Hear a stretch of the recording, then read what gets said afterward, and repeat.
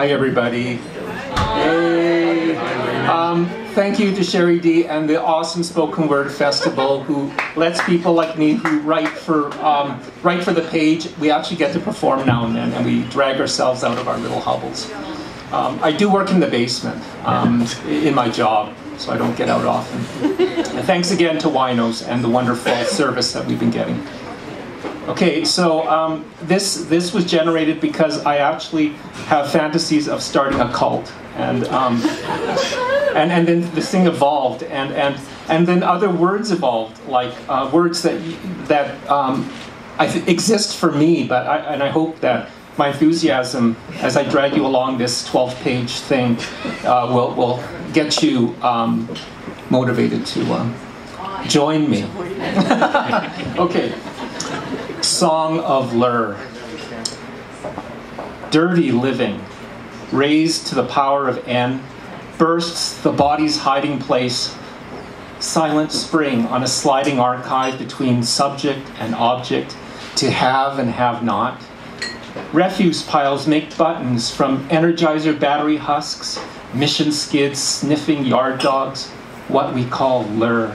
Dirty diving over stunted rungs, clocks that blow sea trains through plate glass sirens, hovel syringe, hydrant twerk, sinister cocks shooting off instantaneous crossbows to make earrings from Energizer battery husks.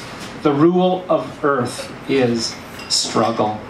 Friction shafts the paranoid elevator, forces its temperament like shrieking cats, whose overheated twitch could be a sign of love.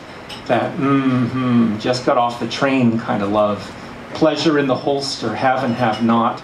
Unlock the he said, she said meta-dialectic that makes every one of you dirty, emotionally hung out to dry on someone else's pre-synaptic misappointment of expectation.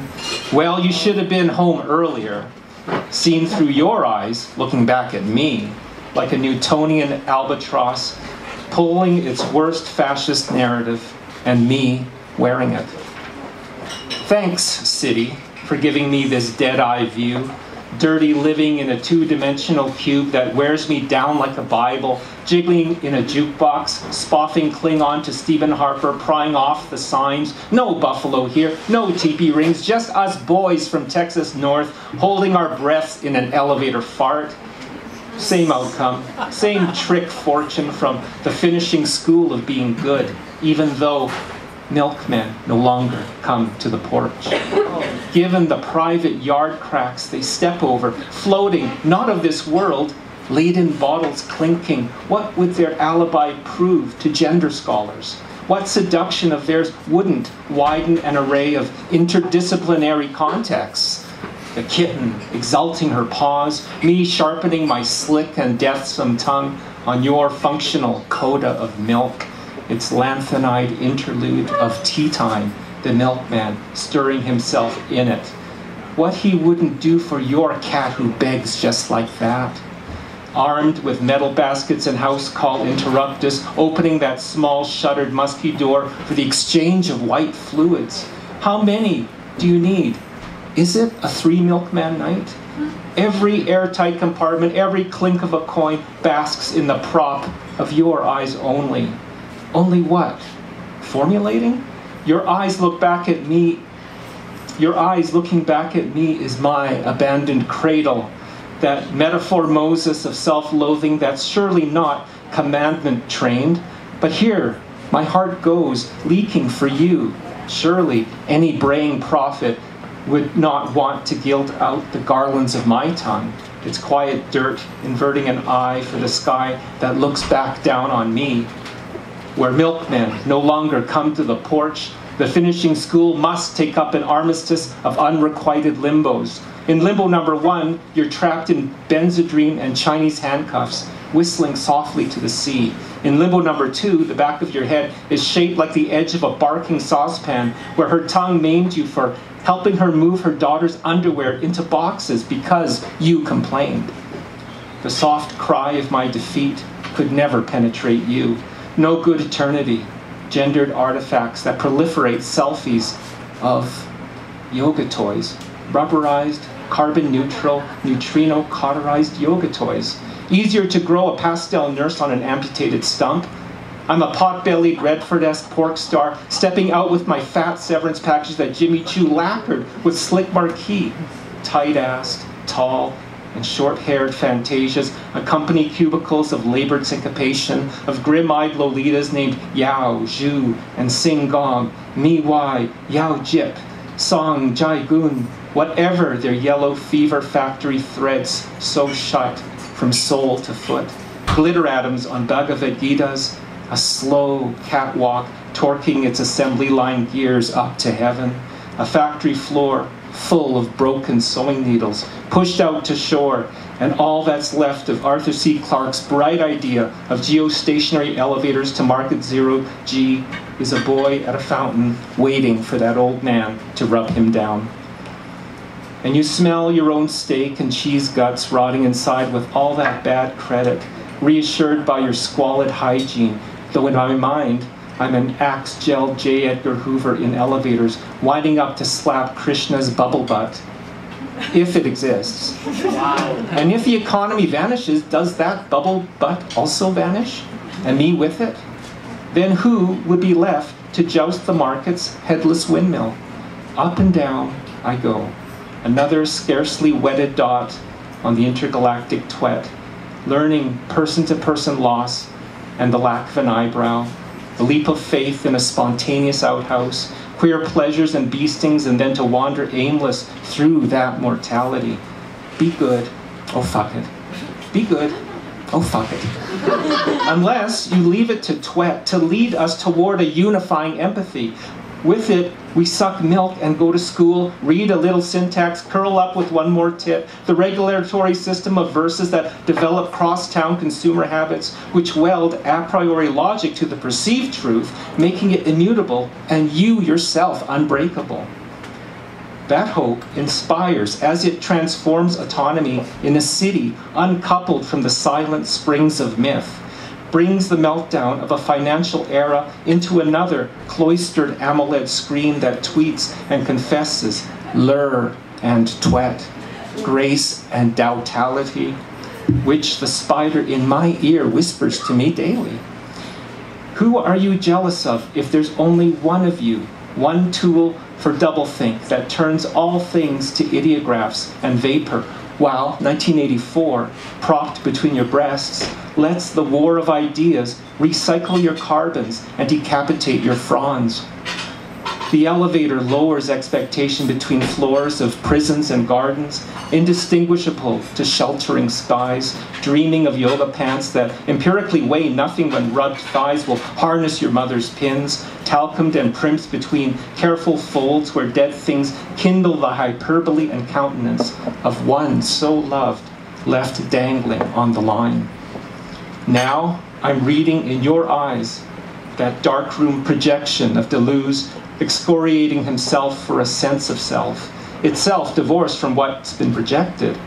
When you put down 1984, your breasts and eyes snap shut. I can't deny it. My language butters its yoga toy. My scalp vanishes. I want hope. I want lure to reinvent twet, to kickstart the heart's highs and lows, to squabble and beshit each other's hurts with postcoital celestiality while Kerouac pushes his sour bottom against the submerged predicate, O'Brien rubbing his jaw while thinking one way to reform the whack job that is Winston is the root molar, to yank identity from its stakeholder, though let us not be fooled by any of our meta-narrated selves. Or maybe these are just words on a savage axis, to reject or mediate or savagely axe. How come these rules have been staked as edible man or edible woman on the roof of your wet tongue, always hung there like a wafer to confess me to you in those delicious tilting heels that chase spring like flagellation from an ideal hell? Are such word spaces meant to be a relief, an eye leaf, a belief, saving ourselves for each other while the great helmsman steers the teleology of your hand puppet improv called life, lapsarian whip of seagrass beneath our toes that elide the dialogic without constraint. But of course there are stupid, many constraints in a system that bends stupid back onto the loser interlocutor, myself, many times deconstructed, over and over as power drains investment, power letting its hair down on the towering misery hounding the heels of a formatted system. The hierarchs grunt, and ants antennae, the weak who can't imagine themselves being islands of earthly pleasure.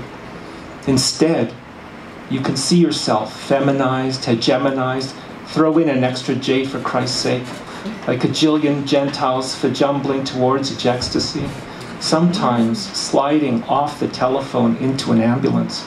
Sometimes your eye blink resounds and shuts down with each pronoun, article, subtrahend, bloated phoneme, arch versus cowpile, dropped in Schrodinger's box of interrogation. Who is the enemy? Who do non-gestures expose your underbelly to? Soft ribs? Even yoga toys, pushed inside to flex your relief. Even fledgling slogans that besought your listening skills with the figment of someone else's rhetoric. Even fluid capture in the orbitals of your dismantled yin as you bloat yourself with wedding masks of exertion and ebullience. Even the gears of heaven haven't stopped, might have stopped a long time ago. But here you are, here you go, dribbling your accretion of divers' halos, nursing and opining your pores for prospective pollinators. Phonemes, purr, why not? How much longer? An idiot who stands without parentheses cannot approach lure, nor is lure pleased with any preceding directive, but one heart opening. Visions of milkmen who've taken to their beds, or clowns or brobots, cheering and high-fiving themselves over the wet t-shirt moment. Nor can lure help our vibe that goes snap. Too bad without intercessors, we'd all twed ourselves into hive hybridity, eaten by conveyors and steeped in the hell of static electrons, stored as anecdote on a data farm. So, move over, breasts. Let us skip to the happy ending of 1984. Fat jugular tears sopping up a flag of least resistance. Industry drilling the fish its drain and share her comeback tour. All lure does is slosh and enfold all the twet poured into it.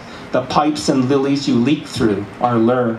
The other heart that knows more than you do, lure satisfies the binaries of sex and excess, though it does not fix them. And the galaxy is a fiction too. It wants to reshape its eye leaf towards the city's proportional occupation of mind, petting your head, dreaming it softer, slicker, hidden yet affirmed. If only it were a more pragmatic genre your eyes pass over than the quick closing gaps in a font. Or not at all. Like courtesy between shower heads, bodies competing to come clean in a Roman bath. It might walk away then, and you might then snap the book closed, covering your modesty, and waiting for the milkman who never comes anymore, like it didn't care. Thank you.